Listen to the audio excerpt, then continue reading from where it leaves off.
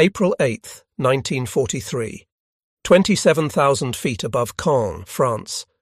The oxygen mask couldn't hide Oberleutnant Rolf Hermiken's smirk as he watched the ungainly silhouettes climbing laboriously toward his formation. Through the crystal-clear canopy of his Focke-Wulf 190A5, the veteran ace of Jagdgeschwader 26 studied the American fighters making their combat debut over occupied Europe. "Die armies have sent us flying milk bottles," he transmitted to his wingman, unable to suppress his laughter at the sight of the massive Republic P-47 Thunderbolts struggling for altitude. Below them, 16 P-47C, Thunderbolts of the 4th Fighter Group lumbered upward in tight formation, their 2,000 horsepower Pratt and Whitney R 2800 double Wasp engines straining against their 7-ton weight. To German pilots accustomed to the sleek Spitfires and nimble Soviet fighters, these corpulent American machines appeared almost comical. Barrel-shaped fuselages topped with greenhouse canopies, wings that seemed too small for their massive bodies, propellers that dwarfed anything in the Luftwaffe inventory. What Hermiken didn't know, what none of the German pilots circling like wolves above could have imagined, was that they were witnessing the arrival of the weapon that would systematically destroy the Luftwaffe's fighter arm. Within 18 months, these flying milk bottles would transform from objects of derision into instruments of terror, their 8 AN/M2 Browning machine guns becoming the most feared sound in German skies. The mathematics of destruction were already loaded in those broad wings. 3,400 rounds of ammunition, a combined rate of fire of 6,000 rounds per minute, enough concentrated firepower to saw a Messerschmitt in half in less than 2 seconds.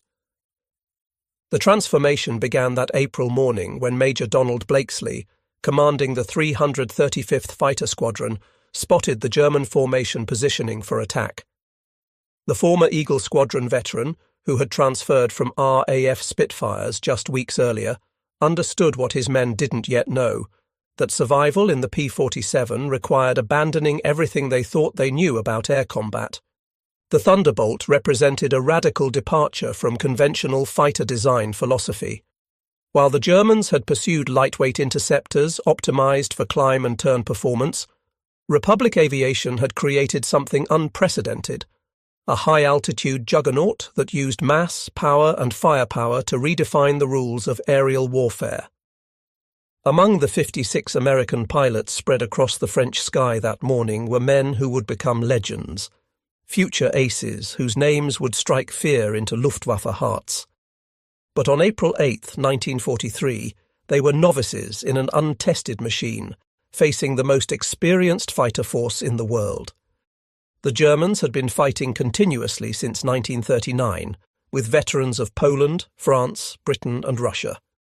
The Americans had been in combat for exactly 0 days. This story is about how industrial logic defeated tactical brilliance, how quantity and quality merged into overwhelming superiority, and how German pilots' laughter turned to terror as they discovered what synchronized Browning machine guns could do to an aircraft at 400 yards. The Republic P-47 Thunderbolt had emerged from a June 1940 panic. As German fighters swept across France, Alexander Kartveli, Republic Aviation's Georgian-born chief designer, received urgent specifications from the US Army Air Corps. They wanted a high-altitude interceptor capable of matching the Luftwaffe's best. What Kartveli designed instead was a monster that redefined the possible. "It will be a dinosaur," Kartveli admitted to his design team, "but it will be a dinosaur with good proportions." The XP-47B prototype that first flew on May 6, 1941, shocked everyone who saw it. At 9,900 pounds empty, it weighed 65% more than its predecessor, the P-43 Lancer.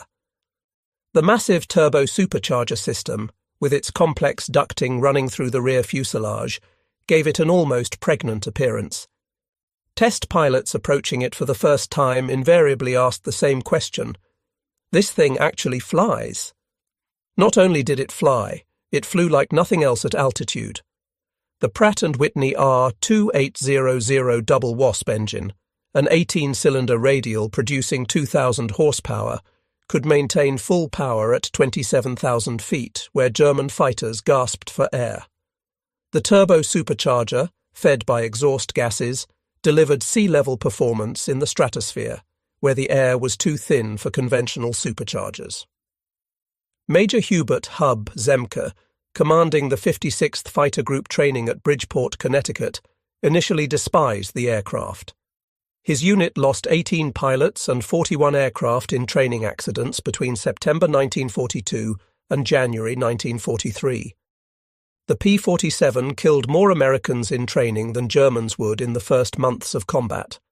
It ground-looped on landing, torque-rolled on takeoff, and dove with such enthusiasm that pilots discovered compressibility, their controls freezing as shock waves formed on the wings. But those who mastered it discovered something extraordinary. Lieutenant Robert Johnson, a farm boy from Oklahoma who would become one of America's top aces with 27 victories, described his first flight.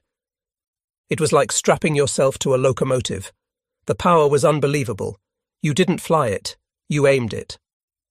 The first combat encounters in April and May 1943 confirmed every German prejudice.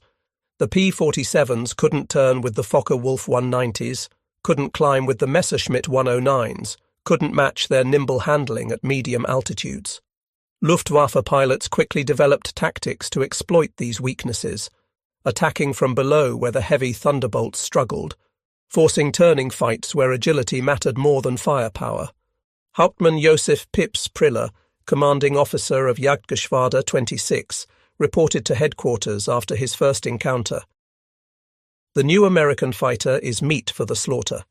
It flies like a truck, turns like a freight train, and climbs like a pregnant cow. Our boys are calling them Indianer, fat targets pretending to be warriors. The statistics seem to confirm German confidence. In their first month of operations, the American fighter groups lost 14 Thunderbolts for only 3 confirmed German kills. The RAF, observing from their Spitfire squadrons, quietly suggested the Americans might reconsider their choice of mount. British pilots joked that the best evasive manoeuvre in a P-47 was to unstrap and run around the roomy cockpit. But something strange was happening in those early encounters that German intelligence failed to notice. The P-47s that were shot down had absorbed incredible punishment before falling. One aircraft returned from a May 4th mission with 21 cannon holes and over 100 machine gun strikes, damage that would have disintegrated a Messerschmitt or Spitfire. The massive radial engine, lacking vulnerable coolant systems, shrugged off hits that would have stopped a liquid-cooled fighter cold. More significantly, when P-47s did get their guns on target, the results were catastrophic. The Thunderbolt's weapons battery created a convergence zone of destruction that German pilots had never experienced. Unlike the rifle-caliber weapons of early warfighters or the cannon with limited ammunition, the American fighter could maintain sustained fire for over 30 seconds, an eternity in aerial combat. The event that would begin changing German perceptions occurred on June 26, 1943, over Forges-les-Eaux, France. It involved Second Lieutenant Robert S. Johnson of the 61st Fighter Squadron and an encounter that would become legendary on both sides of the conflict. Johnson's formation of 48 P-47s was returning from escort duty when they were bounced by 16 Focke-Wulf 190s from 2/Jagdgeschwader 26, led by Hauptmann Wilhelm Ferdinand Galland, younger brother of the famous Adolf Galland. The Germans executed a perfect attack, diving from the sun with overwhelming speed advantage. Johnson's Thunderbolt, flying at the rear of the formation, was caught in the crossfire of multiple attackers, taking catastrophic damage in the first seconds of combat. 21 20mm cannon shells exploded across his aircraft. The canopy shattered, hydraulic fluid sprayed into the cockpit, the engine cowling was torn away, and fire erupted behind the instrument panel. Johnson, wounded in the nose and leg by shrapnel and bullet fragments, tried to bail out, but discovered the canopy was jammed. A 20mm shell had exploded in the canopy track, welding it shut. He was trapped in a dying aircraft at 27,000 feet. What happened next defied every assumption about combat damage tolerance. Despite having no forward visibility through the oil-covered windscreen, a barely functioning engine that shook violently, and controls that responded only intermittently, Johnson managed to level the aircraft and point it toward England. The P-47 continued flying with damage that would have reduced any other fighter to falling debris. Then it got worse.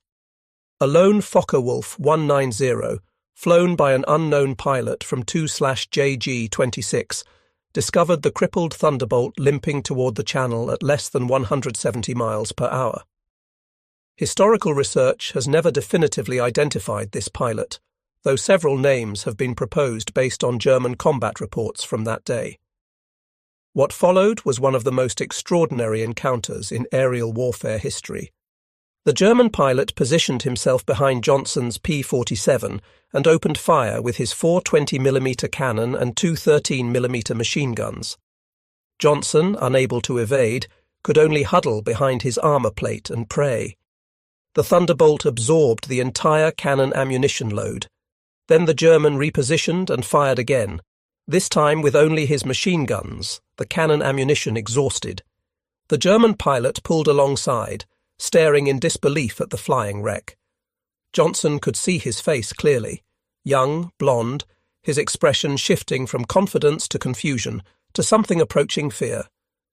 The German repositioned and emptied his remaining machine gun ammunition into the Thunderbolt. Still, it flew. He pulled alongside again, shook his head in apparent amazement, gave an informal salute, and peeled away, presumably out of ammunition. Johnson's P-47 landed at Manston with its engine failing on the runway. The crew chief stopped counting bullet holes after reaching 200. One cannon shell had exploded inches from Johnson's head. Another had detonated against the armor plate behind his seat. The engine had taken direct hits. The control cables were partially severed.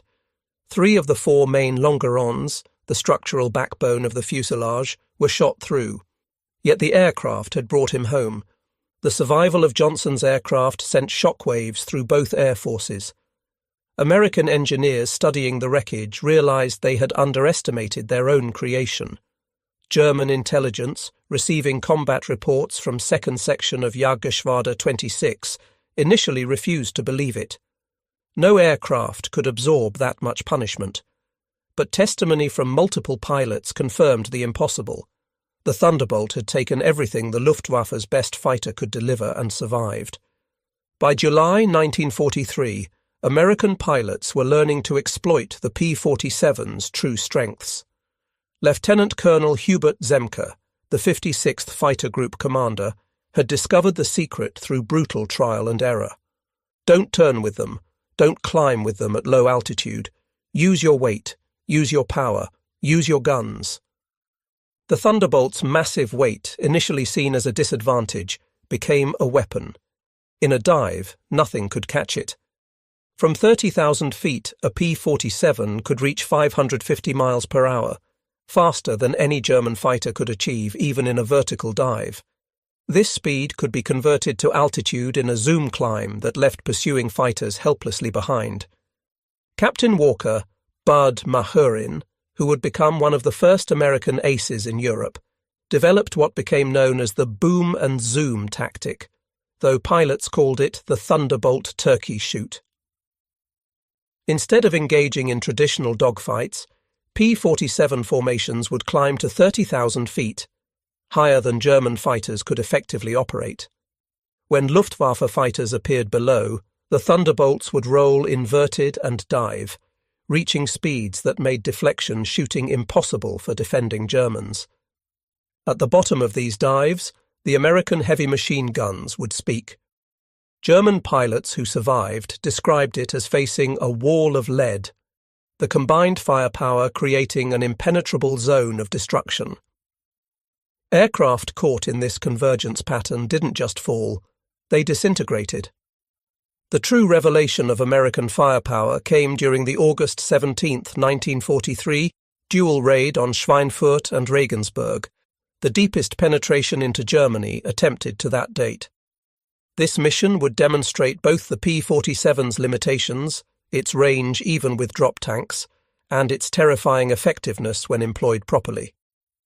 Major David Schilling, leading the 62nd Fighter Squadron, encountered a formation of Messerschmitt 110 destroyer aircraft positioning to attack B-17s with their heavy cannon and rocket armament.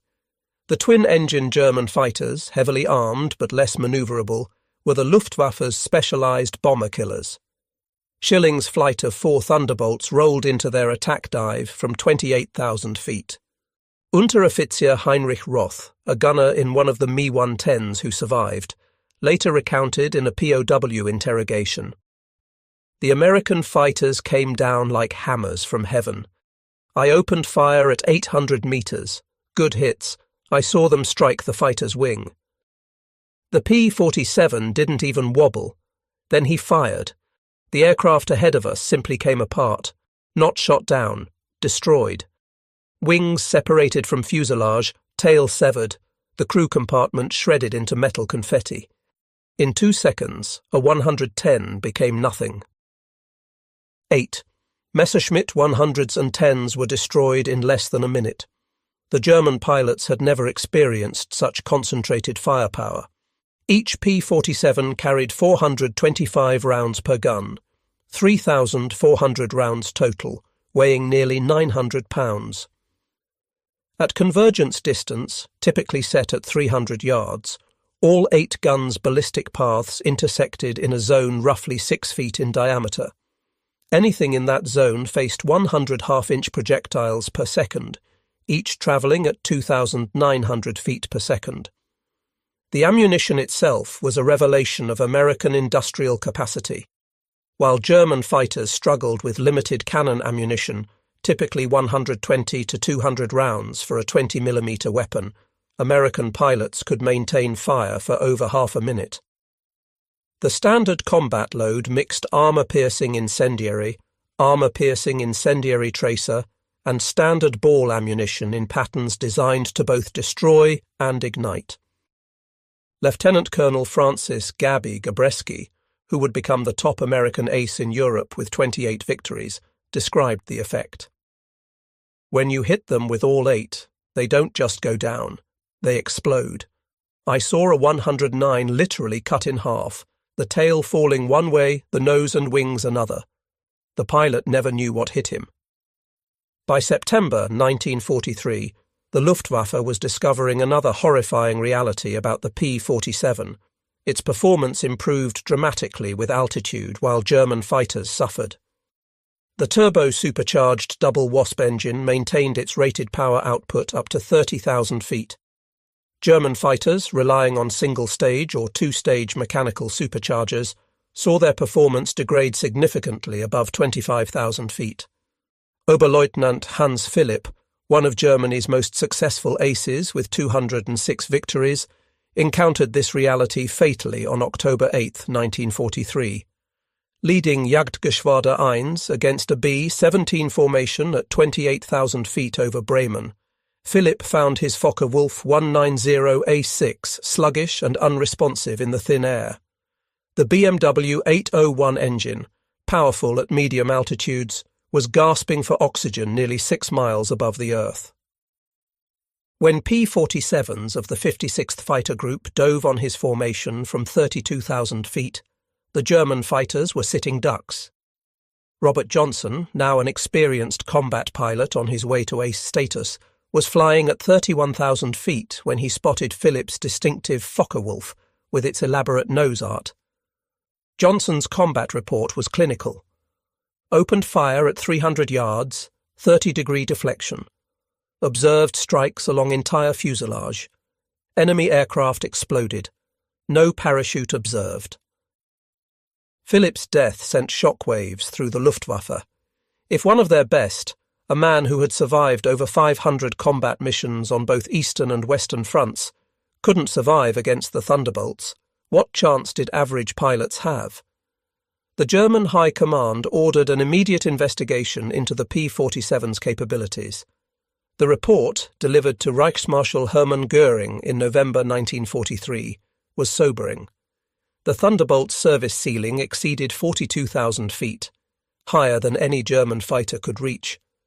Its dive speed approached the sound barrier. Its armour included a 3/8-inch steel plate behind the pilot, 1/2-inch bulletproof glass windscreen, and armoured deflection plates around the engine. Most disturbingly, its rugged construction allowed it to absorb damage that would destroy 3 conventional fighters and still return home. In January 1944, a new variant of the P-47 began arriving in England that would complete the transformation from laughingstock to nightmare. The P-47 D-22 featured a Hamilton standard hydromatic propeller with paddle blades, 13 feet in diameter with broad chord blades that bit into the air like massive oars. The improvement in climb rate was immediate and dramatic. Where earlier Thunderbolts had climbed at an anemic 2,200 feet per minute at sea level, the paddle blade variants could achieve 3,000 feet per minute, matching or exceeding German fighters at most altitudes. The massive propeller also improved acceleration, allowing P-47s to build energy faster in level flight. Hauptmann Heinz Knoke of Jagdgeschwader 11, a veteran with over 200 combat missions, encountered the new variants in February 1944 during a bomber interception near Hanover. He wrote in his combat diary, "The fat American fighters have learned to climb." We bounced a formation near Hanover, expecting our usual advantage. They turned into us and climbed with us. When we tried to disengage, they followed us up to 30,000 feet. Schmitt was caught and blown apart. Nothing left but smoke and fragments. These are not the same machines we laughed at last year. The paddle blade propeller did more than improve performance. It changed the sound of the Thunderbolt. The distinctive thundering roar created by the blade tips reaching supersonic speeds could be heard from miles away. German ground troops reported being able to identify approaching P-47s by sound alone, a deep, threatening rumble that meant death from above. They began calling it Donnerschlag, thunderclap.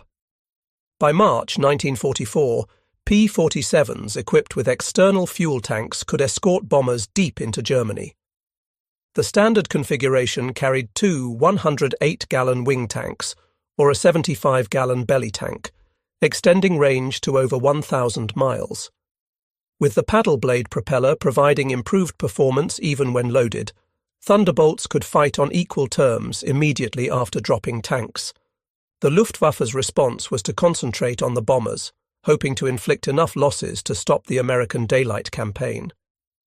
But this required flying through the P-47 escort screen, an increasingly suicidal proposition.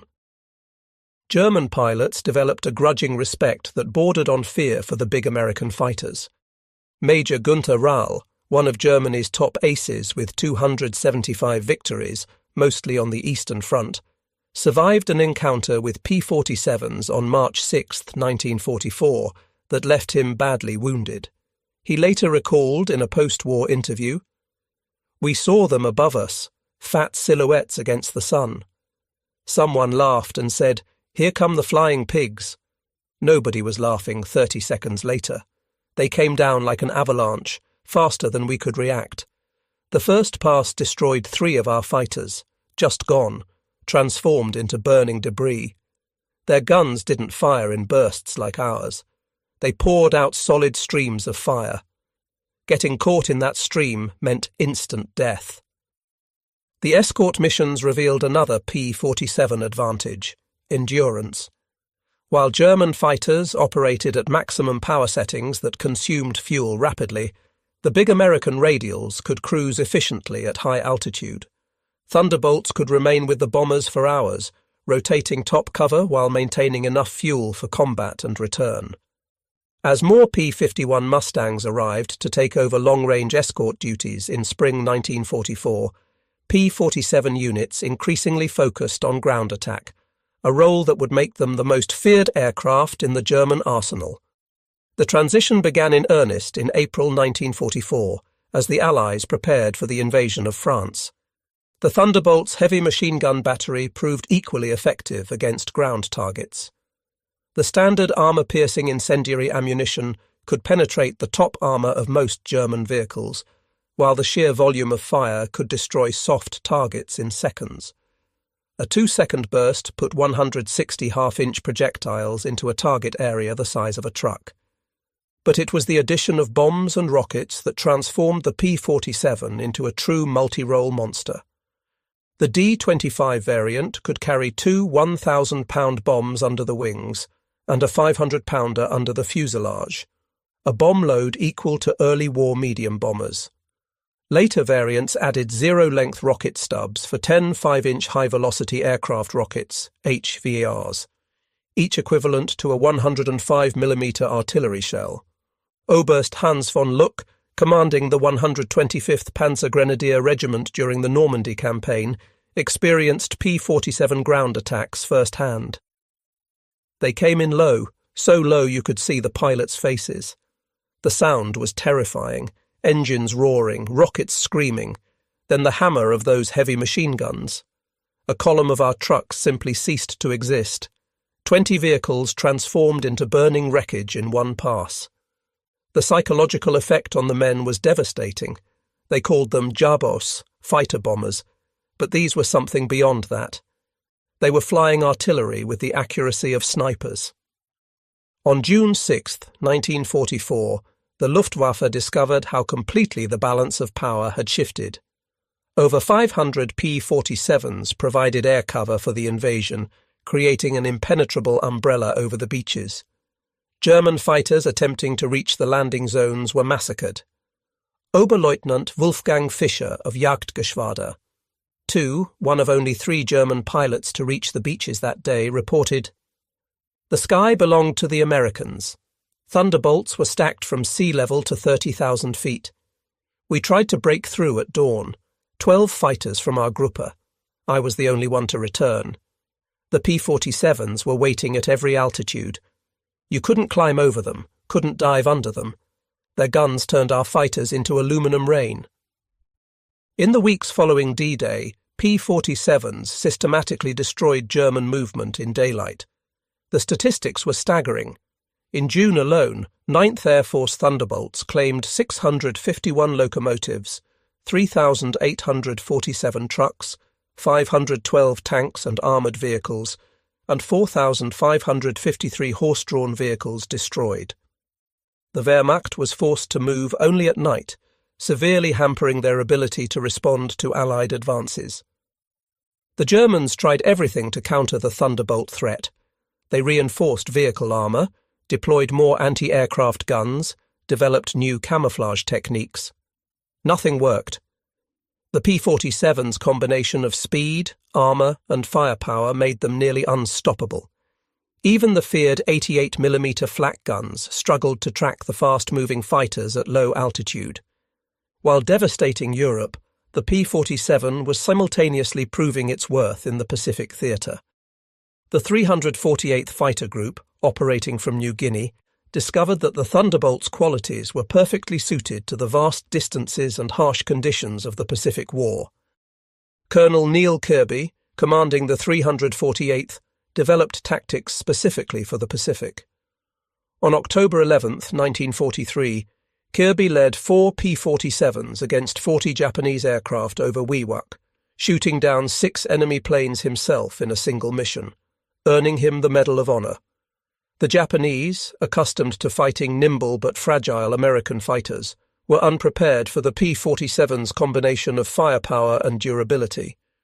Japanese ace Saburo Sakai, who encountered P-47s over New Guinea, later wrote, "We called them monsters. Our 20mm cannon, which could destroy a P-40 with a few hits, seemed to have no effect. I put dozens of rounds into one Thunderbolt and watched it fly away. Their return fire was terrifying, streams of heavy bullets that tore aircraft apart." The P-47N, developed specifically for the Pacific, featured increased fuel capacity with wet wings holding 93 gallons each, extending range to 2,350 miles. This variant would escort B-29s to Japan, proving that the short-legged fighter of 1943 had evolved into a true long-range weapon. Perhaps the ultimate vindication of the P-47's evolution came in its encounters with German jet fighters. The Messerschmitt Me 262, with its 540 miles per hour top speed, should have been untouchable by propeller-driven fighters. But Thunderbolt pilots discovered they could catch jets in two situations: during takeoff and landing when jets were most vulnerable, and in high-speed dives from altitude. On November 27, 1944, Lieutenant Colonel John C. Meyer of the 352nd Fighter Group became one of the first pilots to shoot down an Me-262 with a P-47. Diving from 28,000 feet, Meyer's Thunderbolt reached speeds approaching 500 miles per hour, fast enough to catch the jet in level flight. The jet pilot, confident in his speed advantage, never saw the diving P-47 until Meyer's guns opened up at 400 yards. Meyer's combat report noted, "The enemy aircraft disintegrated under fire. Large pieces, including both engines, separated from the fuselage. The pilot did not escape. The concentrated fire of 8.50 caliber guns proved more effective than we anticipated against jet aircraft." By early 1945, specialized P-47M variants were deployed specifically to counter German jets and V-1 flying bombs. With water methanol injection boosting power to 2,800 horsepower and refined aerodynamics, these ultimate Thunderbolts could reach 470 miles per hour in level flight at 30,000 feet, fast enough to intercept even jets under certain conditions. Major George Bostwick, commanding the 63rd Fighter Squadron equipped with P-47s, shot down two Me-262s in March 1945. His tactical report emphasized firepower over speed. "The jets are faster, but they can't turn and they can't take punishment. One good burst from our battery, and they come apart like they're made of paper. They have to slow down to attack bombers. That's when we get them." The ultimate demonstration of American industrial might came during Operation Bodenplatte, the Luftwaffe's desperate attempt to destroy Allied air power on January 1, 1945. Nearly 900 German fighters, including their best remaining pilots, launched surprise attacks on Allied airfields across Belgium and the Netherlands. At Y-34 airfield near Metz, home to the 365th Fighter Group's P-47s, the attack initially succeeded. German fighters destroyed 22 Thunderbolts on the ground, along with several other aircraft. A captured German pilot, brought to the command post, pointed at the burning aircraft and taunted, "What do you think of that?" Major George Brooking's response became legendary throughout the 9th Air Force. He pointed to the flight line where ground crews were already pushing damaged aircraft aside and preparing hardstands for replacements. "By tomorrow we'll have 40 new ones. How long will it take you to replace your pilots?" The German pilot's smirk disappeared. Within 48 hours, factory-fresh P-47D-40S filled the flight line, flown in from depots in England. The Luftwaffe lost 271 aircraft and 213 pilots in Bodenplatte, including many irreplaceable instructors and squadron leaders. These losses they could never replace. The Americans lost 134 aircraft total across all attacked airfields, all replaced within a week. The numbers told the story of inevitable defeat. Republic Aviation produced 15,683 P-47s during the war, more than any other American fighter. At peak production, the Farmingdale factory on Long Island completed one Thunderbolt every hour around the clock. The Evansville plant in Indiana, built from empty farmland in 1942, was producing 500 aircraft per month by 1944. Each P-47D required 65,000 individual parts, 8 miles of electrical wiring, 2,000 pounds of aluminum, and 300 pounds of rubber. The engine alone contained 2,400 individual components machined to tolerances of thousandths of an inch. Yet American workers, many of them women who had never seen an aircraft before Pearl Harbor, assembled these complex machines with precision that exceeded peacetime standards. The ammunition production was equally staggering, Each P-47 sortie required 3,400 rounds of .50 caliber ammunition. With hundreds of Thunderbolts flying daily missions, ammunition consumption exceeded 10 million rounds per month by mid-1944. The Lake City Arsenal in Missouri, one of several ammunition plants, produced 30 million rounds monthly. Each cartridge was manufactured to tolerances measured in 10,000ths of an inch, ensuring reliable feeding through the synchronized gun mechanisms. The fuel consumption was enormous. Each Thunderbolt burned 100 gallons per hour in normal flight, up to 300 gallons per hour in combat with water injection engaged. The 9th Air Force alone consumed over 25 million gallons of aviation fuel monthly by late 1944, all of it shipped across the Atlantic in tankers that were themselves products of American mass production. Even more impressive than aircraft production was pilot training. By 1944, the United States was graduating 30,000 pilots annually from advanced training, more than Germany had trained in the entire war. Each P-47 pilot received a minimum of 400 hours of flight training before entering combat, including 100 hours in advanced fighters. German pilots, by contrast, were entering combat with less than 100 hours total time by war's end. The quality showed in combat.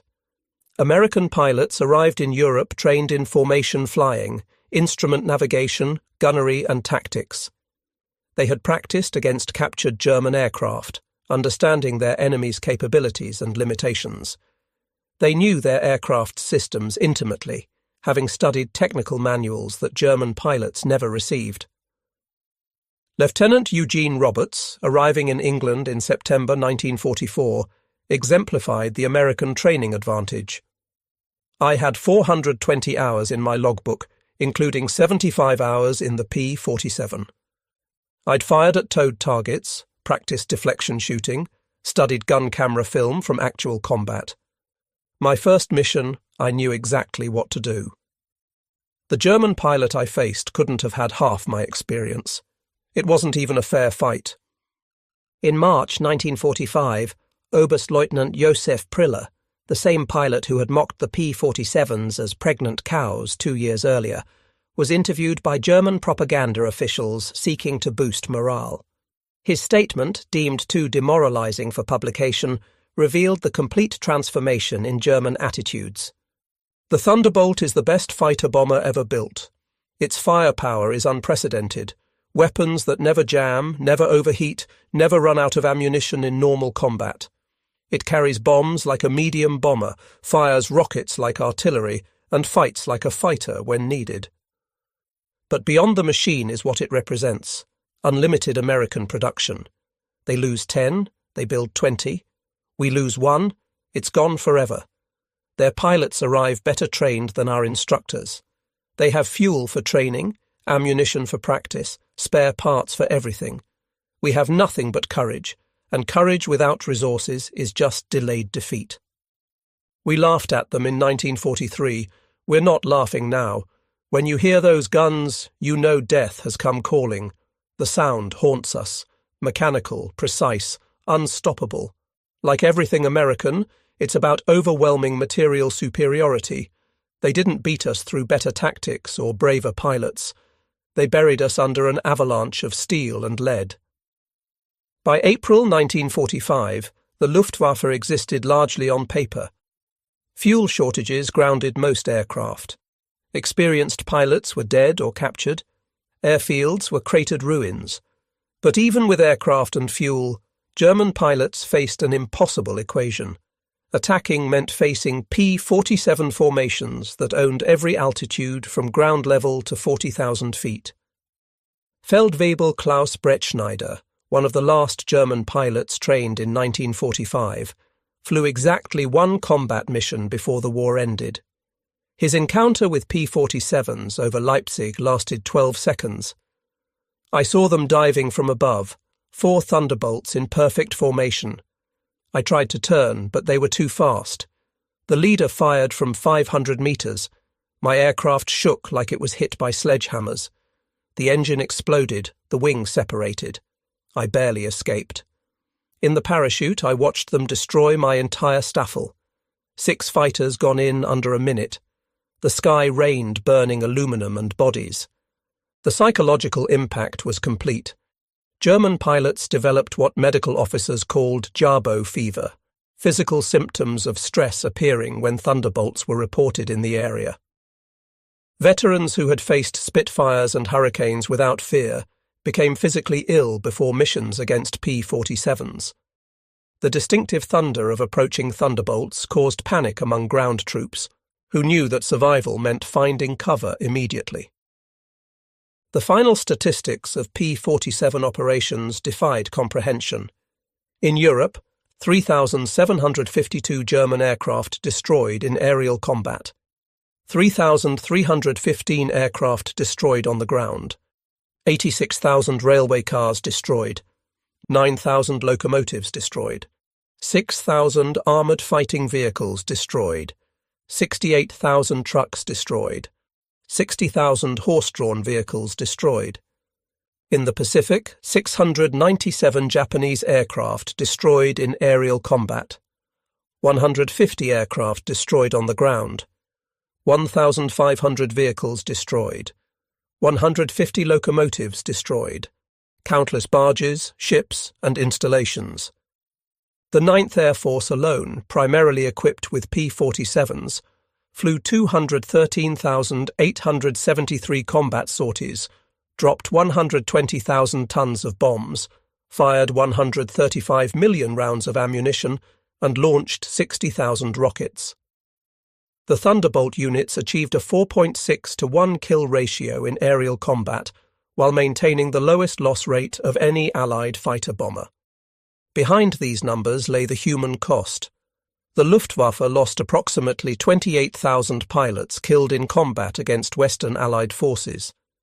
Many fell to the concentrated fire of American heavy machine guns. Each loss represented years of training that Germany could never replace. By war's end, the average German fighter pilot had less than 30 hours of combat experience. The average P-47 pilot had over 200. At the Luftwaffe interrogation center at Oberursel, captured Allied pilots were debriefed by German intelligence. The records, captured in 1945, revealed German assessments of Allied aircraft. The file on the P-47, updated continuously throughout the war, showed the complete reversal of opinion. April 1943. Large, unmaneuverable fighter, inferior to German types in all performance parameters except dive speed. Machine gun armament insufficient against cannon-armed fighters. Assessment: minimal threat. December 1943. Exceptional high-altitude performance. Extreme structural strength. Firepower increasingly problematic. Pilots showing improved tactics. Assessment: significant threat above 25,000 feet. June 1944. Dominant fighter bomber. Superior to all German types above 20,000 feet. Firepower devastating against all target types. Structural strength makes shoot-down extremely difficult. Assessment: critical threat at all altitudes. March 1945. Best fighter bomber of the war. Combination of firepower, durability, and performance unmatched. Pilot quality exceptional. Assessment: unsurvivable in direct engagement. In 1985, at a reunion of German and American fighter pilots in Phoenix, Arizona, former adversaries met in peace. General Lieutenant Adolf Galland, former head of the Luftwaffe fighter arm, was asked about the P-47. His response, recorded on video, captured the complete transformation. "We made a terrible mistake in 1943. We saw this big, heavy fighter and laughed. The Americans don't understand air combat," we said. "They built a bomber and called it a fighter. We were the ones who didn't understand. The Americans didn't try to build a European fighter. They built an American one, designed around production, firepower, and survivability. They understood that in a war of attrition, the plane that could take punishment and deliver devastating firepower would win. They were right."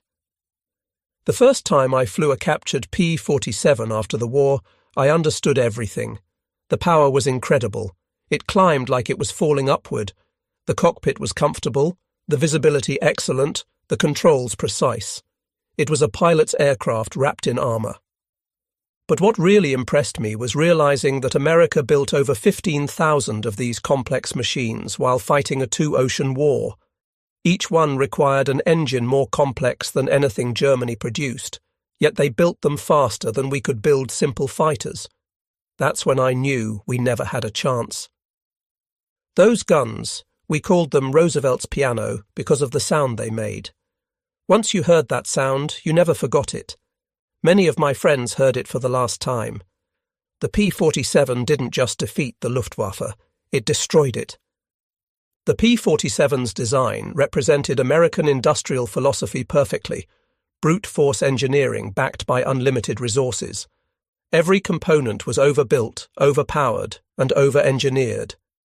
The wing spars could support 40,000 pounds, 3 times the aircraft's loaded weight. The engine mount could withstand 12 G-forces. The control cables were doubled throughout with automatic backup systems.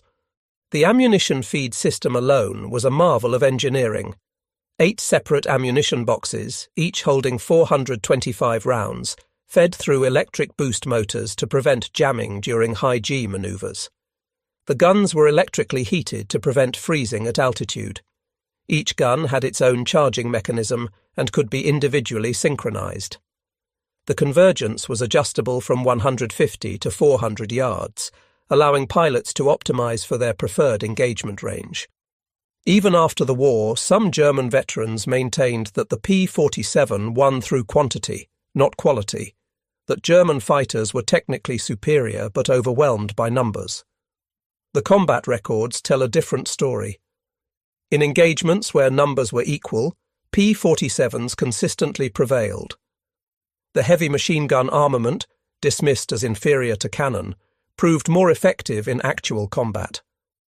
Analysis of gun camera footage revealed why. Cannon shells, while individually more destructive, required precise aim and had limited ammunition, typically 120 to 200 rounds total. The P-47's weapons created a probability cloud of bullets that guaranteed hits even with imperfect aim. At typical engagement ranges, a 2-second burst put at least 20 rounds into a fighter-sized target, enough to ensure destruction. The ammunition itself was superior. American .50 caliber armor-piercing incendiary rounds used a delayed action fuse that ensured penetration before detonation. The incendiary compound burned at 3,000 degrees Fahrenheit, hot enough to ignite aluminum structure. German 20mm shells, while heavier, often exploded on surface contact, causing spectacular but sometimes superficial damage. The P-47 Thunderbolt remains the heaviest single-engine piston fighter ever mass-produced. Its empty weight of 10,000 pounds exceeded the gross weight of some twin-engine fighters. Its engine produced more power than entire bomber formations from the previous war. Its weapons delivered more firepower than a squad of infantry. Yet it was built by the thousands, flown by kids barely out of high school, and maintained under combat conditions by mechanics who learned their trade in weeks. The transformation of German opinion from mockery to terror took less than 2 years. In that time, the flying milk bottle became the most feared aircraft in the Luftwaffe's experience. Veterans who had faced Spitfires, Hurricanes and Soviet Yaks without flinching spoke of P-47s in hushed tones decades after the war. At the United States Air Force Museum in Dayton, Ohio, a restored P-47D sits among other legendary fighters. Its placard lists specifications and battle honours.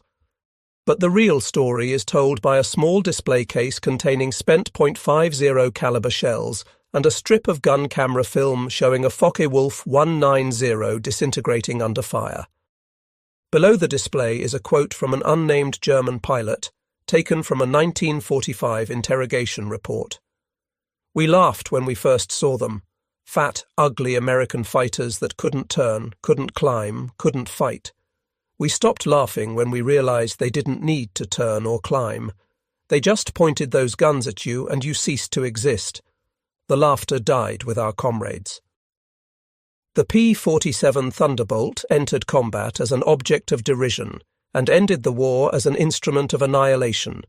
In between, 8 synchronized Browning machine guns rewrote the rules of aerial warfare and buried the Luftwaffe under an avalanche of lead.